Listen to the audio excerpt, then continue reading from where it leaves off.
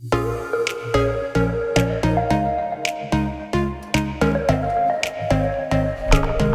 gotta get out of the office today. Buying a house can be really confusing, especially if you don't have all the information you need. Today, I'm going to go over all the things you're gonna need to buy a house in 2019. And by the way, all the information in this video I got from an article by thelendersnetwork.com, and that article is linked in the description below if you wanna go check it out. But before we get started today, gotta get that coffee.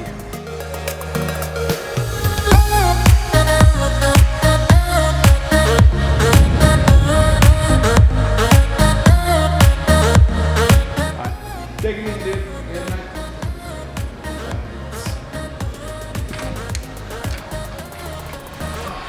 This place is the best coffee.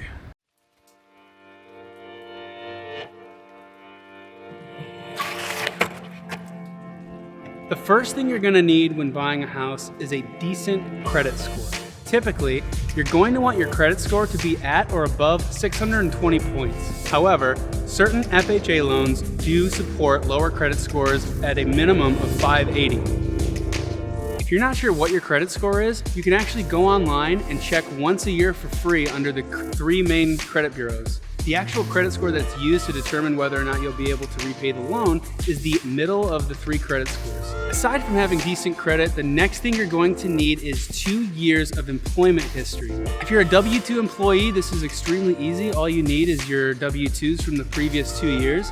However, if you are self-employed or you do own your own business, you'll have to provide tax returns from the prior 2 years to a STIP. From there, your income will be averaged.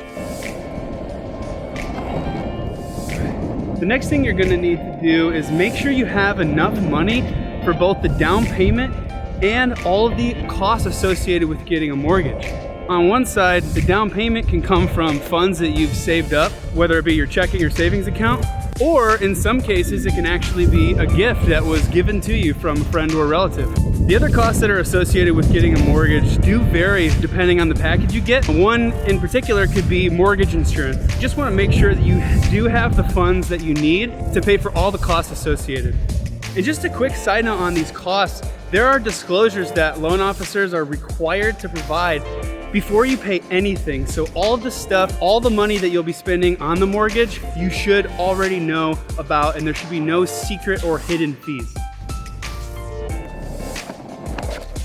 The last thing that you're really gonna have to do as far as your personal finances and getting things together is making sure that your debt to income ratio is lower than 41%.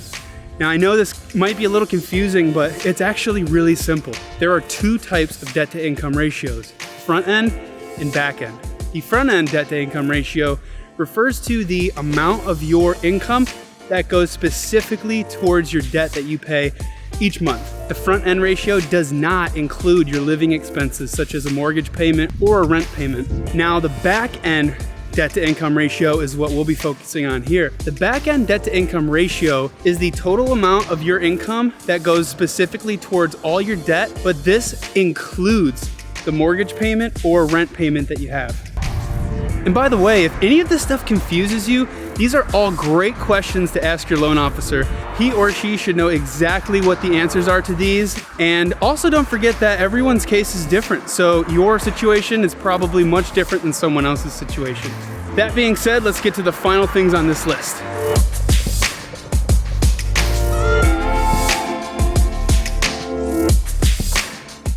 So the last couple things that you're gonna need in order to buy a house is you're gonna need to find yourself a real estate agent who is knowledgeable.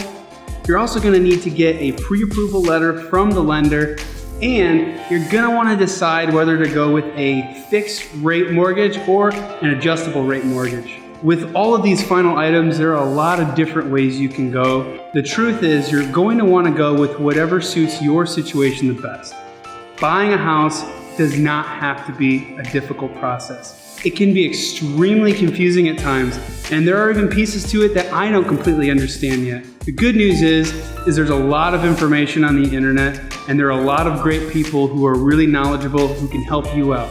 So if you want to buy a house, I would suggest doing the research, figuring out everything that you're going to need, connecting with the right people who know what they're talking about, and find people who you can truly trust, because this is a huge commitment that you're making, and probably, if not, one of the biggest transactions you will ever have in your entire life. That's the video. Thank you so much for watching. If you haven't already, please subscribe to our channel. We love putting out content that's helpful for you, and we love teaching you new things on everything mortgage related. And if you found this information valuable, do me a favor, hit the like button and share this video with someone who might need to know this information. Have a great day.